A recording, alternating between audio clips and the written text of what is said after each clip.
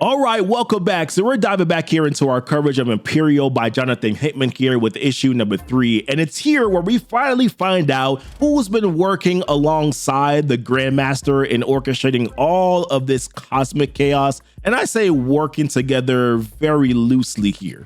But what that does here is that reveal leads to the return here of a major powerhouse character. Now, meanwhile, on Nova's side, he's made a pretty bold move here by activating one of the last remaining treasures of the Xandarian Empire. And pretty much what this does here is that it sets the stage for the next wave of spin-offs that's tied to Imperial, while also tying together all the story threads that we've been following so far. Now, just as like a quick recap here from what happened in issue number 2, following the mass assassinations here of the Galactic Council leaders here, every major empire, Kree, Skrull, Shi'ar, Spartoid, decides to descend here on Wakanda Prime because, of course, they believe that Wakanda has been behind this whole thing the entire time. So the Shi'ar Imperial Guard, led by Gladiator, they infiltrate the palace and then they capture Shuri. And she gets thrown here onto one of the Spartoid ships. So then Nova and Star-Lord, they decide to interrogate Shuri, but she denies the involvement here of Jason's assassination and then reveals that the evidence, the vibranium bullet, was actually a fake vibranium bullet. Now, knowing that Shuri was captured, the Black Panther, T'Challa, he decides to go rescue Shuri. But then when he gets on that ship, he ends up having to fight Hulk and Brawn. But then what else happens here as well is that we find out that the Skrull have infiltrated every single empire and they decide to make their move. And unfortunately, M'Baku was assassinated as a part of this as well. But then not only were the Skrulls also hidden agents, we also learned that some of the Shi'ar members were also teaming up here with Hobgoblins. And they themselves have started a coup against the Shi'ar Empire. So after all of this, Shuri, Nova, and Star-Lord, they decided they want to go get some answers. But the only way for them to be able to get answers is that Nova has to take them to a place where the only remaining super intelligence is on this corner of the universe. But as Shuri, Nova, and Star-Lord here were trying to head through the Wakandan Stargate in space, the Stargate gets blown up, and for a second here, it looks like they may not make it through. So when we pick back up on the 3 here, we see that they just barely made it through the exploding Stargate here out into Fulcrum space. And when I say barely, I mean by the smallest margins, because Peter got beads of sweat on his forehead and just lets out, "Oh, made it." Now, as I mentioned here, Nova is bringing them to the last remaining super intelligence in the universe here. And that is over at Xandar, or I should say whatever is remaining of Xandar. But in order for them to be able to get there, it's a 3-hop trip, which is space distance jargon. I'm not really going to get too into it. But before that they can continue on, they have to deal first with some Fulcrum Station politics, which is the reason why Star-Lord is a little bit of a flyby explanation to the people down below. And he says, he's like, "To everyone on Fulcrum Station, this is Peter Quill, son of Jason, the now deceased ruler of the Spartax Empire. I have just returned from Wakandan space, where a great battle was underway between that empire and the collected council worlds who believed that Wakanda was behind the recent terror acts of Fulcrum. Some of us no longer believe that is true, but that some other larger conflict is ongoing and putting all of us at risk. Who is behind it? We do not know, but I am currently traveling to find answers to that question. So please, I ask that you have patience, be calm, and above all things, hope for peace and not war. That might be the one thing that can save us." Now, before we see where they go next, let's not forget here that one of the rulers of the Galactic Council that has been missing since the end here of issue number 1 is Emperor Doric, aka Hulkling. And we finally see where he ended up, and it's just out on some random space rock, with the Skrull, by the way, just like drifting by. Now with him is Billy Kaplan, aka Wiccan, and Wiccan right now is the only reason why they're still alive, because he's managed to conceal them inside a barrier bubble. Now, they've been trying to signal ships here, hoping that they would be able to get picked up, but no one's coming even close to them, except for one ship that was a Regalian frigate. But as Doric says, he's like, they ignored us, and that was probably on purpose. So when Hulkling asked the question, he's like, all right, so how much longer will this barrier last, Billy? That's when Billy is like, well, as long as I do, which is not much longer. But in this next moment right here, this is where Wiccan says, he's like, you know what I miss? And he's like, Earth. To which Hoagland is like, yeah, me too. I would really like to see our friends one last time. And that's when Wiccan has this light bulb moment. He's like, oh shoot, like our friends. Like, oh my God, I'm so dumb. To which Hoagland is like, what? What are you talking about? And then Wiccan pulls out this chip and he's like, you're gonna love me for this. Now, when we jump back here to Nova, Shuri, and Peter, we see that they've now landed on Xandar, or like what I said before, what's remaining of Xandar. This is where Nova gives us some insight here, because I mean, Xandar has been like this for like quite some time now, but he says this, he's like, yeah, it was truly something in its day. Order and chaos, a quiet shore for all those who love peace, justice, and all the good things that came from a people committed to it. Now, all that remains is the memory of it. And here he says to Shuri, is like, it's a lesson Wakanda should keep in mind. Unless you are constantly on guard against even the slightest threat, be it external or internal, all good things will pass. Now, when they touch down here on land, there's still quite a bit of ways to go here before they get to that super intelligence, which is when Nova's like, follow me. Now, when they get there, Nova basically essentially signs in, but then he also says this, it's like, this place doesn't contain gold or money of any kind. It's an archive. All that remains of this culture, a repository of art, knowledge, and history. It's the Xandarian World Mind.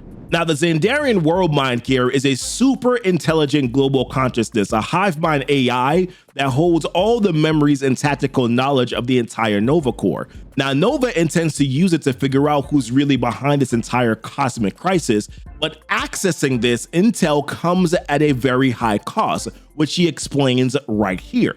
He's like, there's a reason I or any survivors of our empire haven't done this yet. This is the only backup of the global consciousness of Xandar. And right now, the world mind is dormant, stable, but inactive. Once I activate it, it powers on, and there's no returning to a dormant state. That would be the same thing as killing it. We would lose the only archive of our culture, everything that was gone forever. So if I turn it on, I have to keep it on. The energy costs to do that are almost unimaginable. It'll cost money, lots of money, forever until it can build some kind of replacement system or container. But Shuri is like, yeah, bro, you see what's going on? Like, we gotta turn this thing on. To which Nova's like, yeah, but can you promise me that Wakanda will provide what I need to keep it that way? To which Shuri is like, I cannot speak for my brother, no, but I will promise to do what I can. To which Nova's like, yeah, that's not good enough. But then Peter chimes on and he's like, so my father's gone and my sister's probably not gonna make it either, which means that if I want it, the throne of Spartax is mine, along with all the wealth that comes with it. And I did say that I love the sound of credits running through my fingers. I can make this right, pal. I got your back. So it's in that moment here where Richard puts on the helmet. And you can see that there's this like surge that's going through him. And he asks the question, he's like, are you there? And the world mind responds back and says, yes, hello, Nova Rider, it's been a while. And then Nova's like, okay, but do you know why we're here? To which the world mind says, I have full access to both your mind and your memories. Of course I do. So he's asked, he's like, can you help us? And the world mind says, of course, but it will take roughly 1/3 of all power reserves I currently have. Should I proceed? And he's like, yep.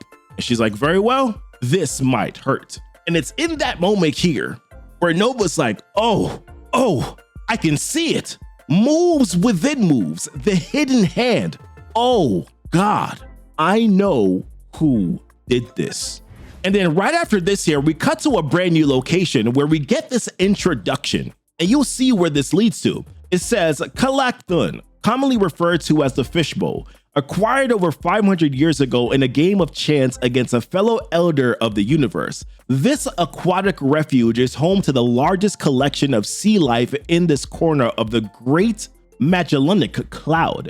It is an environment both nurtured and powered by a stolen sun from Subatomica and kept in a constant state of predator-prey equilibrium. For in the Fishbowl, the only game of survival is played on the observation level, between those foolish individuals who dare to gamble at the highest level and the owner of this place, the greatest strategist in the known universe, the Grand Master. Now, of course, we saw the silhouette here of the Grand Master in the very last issue, so we knew that this was going to lead up until this point. But what's more interesting here is who he is inviting into this location, as he says, "Ah, I see you finally arrived. Welcome, friend." Now, this guest that we're seeing here is Maximus of the Inhumans. And they continue to go on here to discuss this very mysterious game that they're going to be playing. And Maximus says, he's like, "If you win, then I will gift you with the long-held secrets of Terrigenesis, along with all existing records of Inhuman genealogy,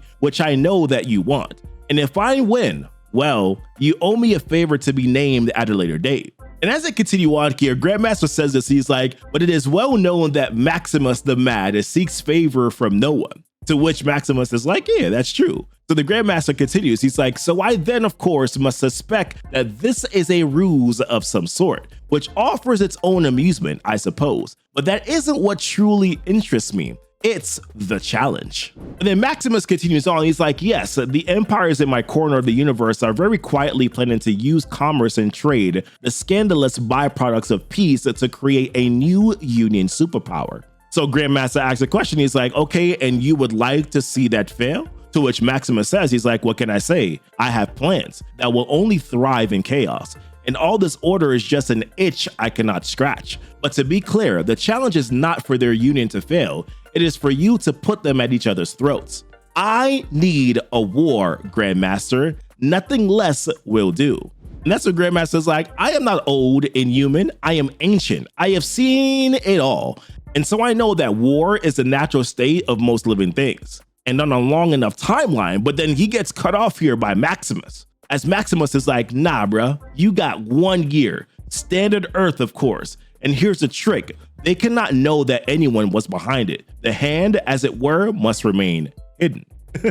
So Grandmaster says, So Maximus checks, he's like, "Is that a yes?" And Grandmaster's like, "Your invitation to play was always an implied acceptance of a wager, Maximus. And as I see it, all the risk is yours." And it's here where it begins. As the Grandmaster says, "Shall we begin?" And if this right here looks very familiar, then you've picked up on what's going on here. Because the next ensuing dialogue here, which I will not reread, is the same dialogue that we've seen in both the opening and the ending of the last 2 issues.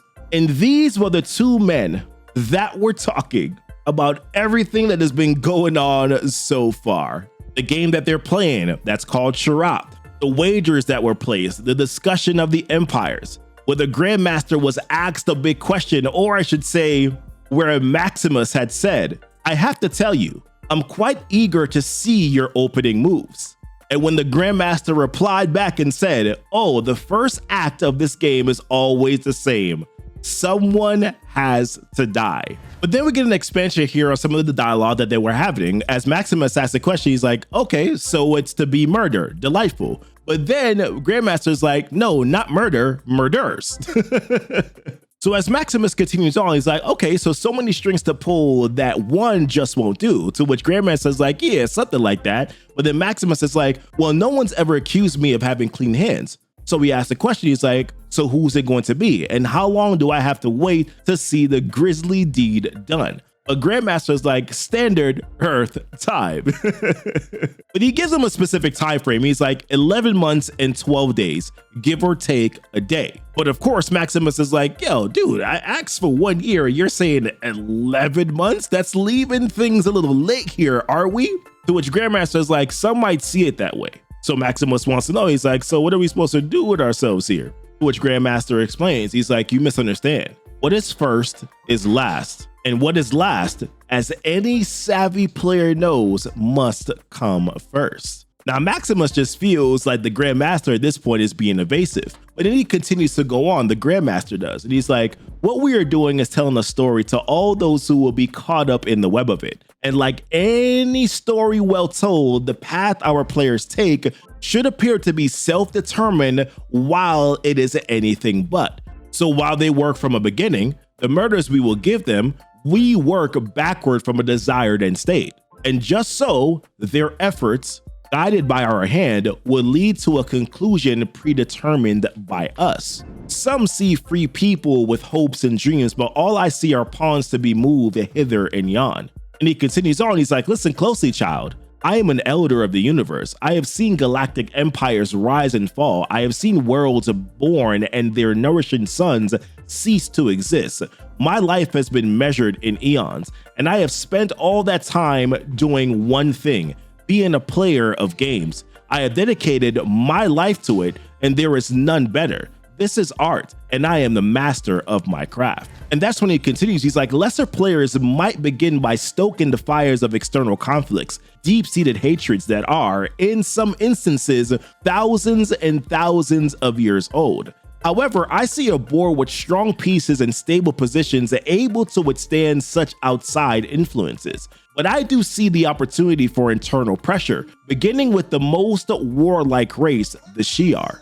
And he continues on, he's like, their 10,000 worlds are ripe for a class rebellion. The people have always barely tolerated the heavy hand of the dynastic Neramani, but for the first time, that number now extends to the Imperial Vanguard itself. Don't you understand? Innovation has always been the enemy of loyalty. The number of decommissioned Super Guardians has increased recently as newer models have replaced the growing, obsolete older warriors of the Annihilation and Ascension Wars. So it is with great folly that the next Super Guardian class scheduled for retirement is the Electron. For it is one of the very few classes where a common, true-born Shi'ar citizen can join the Imperial Guard. They undergo an empowerment process so that they might stand tall beside their more naturally gifted Super Guardian brothers and sisters. And what if I told you that this current, soon-to-be cast aside Electron was rumored to be the secret son of the Mad Emperor Deken? Suppose if, by his blood, he had a true claim to the throne, and should he rebel, a small army of a cast-aside Guardians would join him. What if we whisper in his ear a secret plan, not just to right this wrong, but deliver that same justice throughout the universe? And then he continues, he's like, and where might this influence spread? I would insist that it would be the Kree chain around scroll necks, the belief that a tenuous union between a devout diaspora and a hawkish tenocracy would be held together by a boy king was always laughable. And as the Imperial Hobgoblin shapeshifters are as undetectable to the scrolls as the scrolls are to all of us, it would be a true, very believable miracle that their holy Empress Varanke, resurrected and reborn in all her glory, has returned to preach the good words of righteousness, revolution, and liberty. How else would her people respond except with religious fervor? What would be more natural than a second, more aggressive secret scroll invasion? And in the halls of power and at the levers of hundreds of societies, my scroll seeds will flower. And it's here where we see, where it says 11 months later, a harvest. And he asks the question, he's like, do you see? As we see the poisons being poured in. And he mentions, he's like, the poisons, those who paid for them, the bullets, the fingers that pulled the trigger, all vectors leading to a single vanishing point. And here we see some more repeated dialogue that we've seen before, as he says, and so it comes to this, an inflection point, when all eyes turn and shadows rise to reveal the real enemy.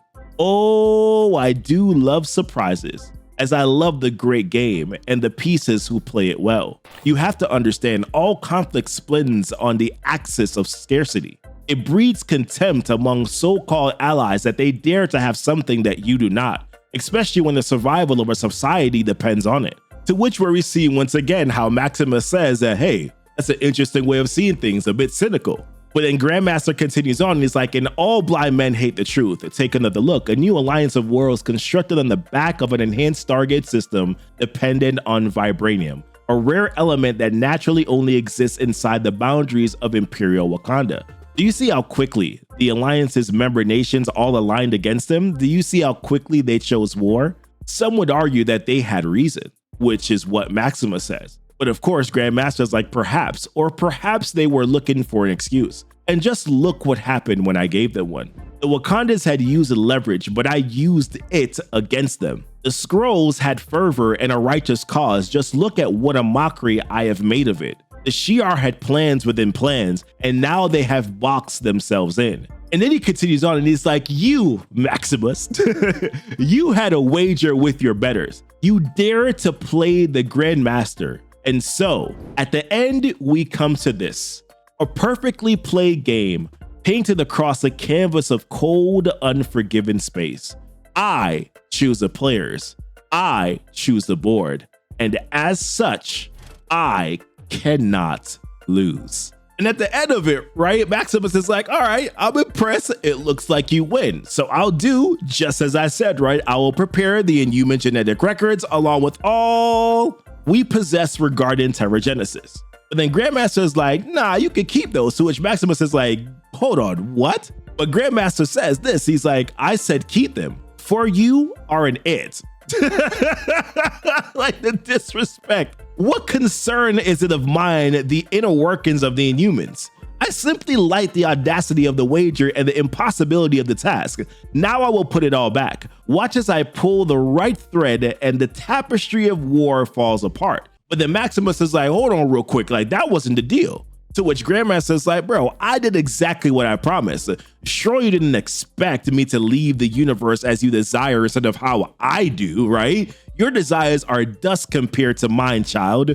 Who are you compared to me? But then this is when Maximus flips the game on him. And we know Maximus to be two things, as Maximus explains this himself, right? He's like, I have spent all my time doing two things, being a liar and being a cheat. And I have dedicated my life to it. And there is none better. It is an art, elder, and I am the master of my craft.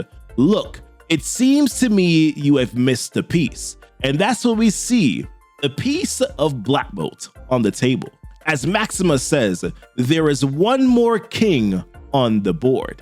And when Grandmaster turns around, man, looks like he see the ghost as we see Black Bolt, ruler of the Inhumans, and his good old pal Lockjaw right next to him. And this was Maximus's plan all along, as he explains here. He's like a little shaking of the head, a little clearing of the eyes.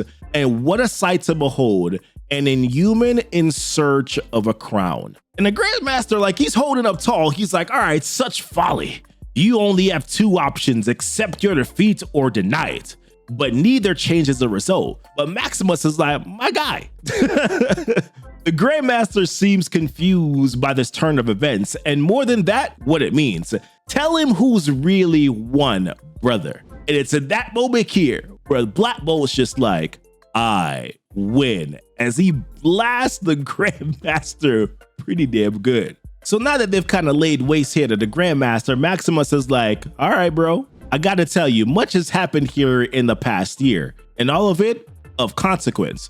So he asks Black Bolt the question. He's like, are you sure that we want to take things further? After all, we could just disappear for a few more years, wander the universe, the very best of brothers in search of enlightenment, or better yet, good old-fashioned fun. What do you say? But Black Bolt, with that serious face on, says all he needs to say. And that's what Maximus is like, all right, fine, have it your way. Let's go get you an empire. All right, so I know a lot of people are excited to see Black Bolt back. Personally, I am excited to see Black Bolt back as well.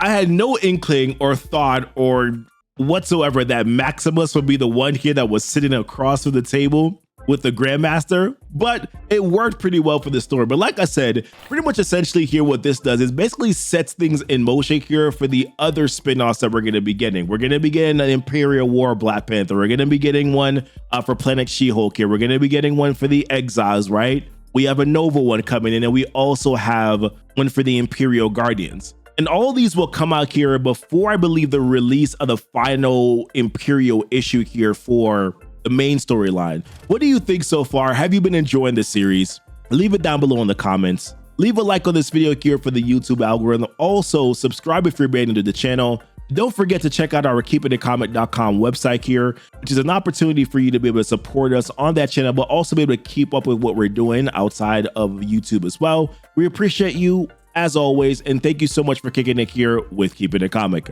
Bye.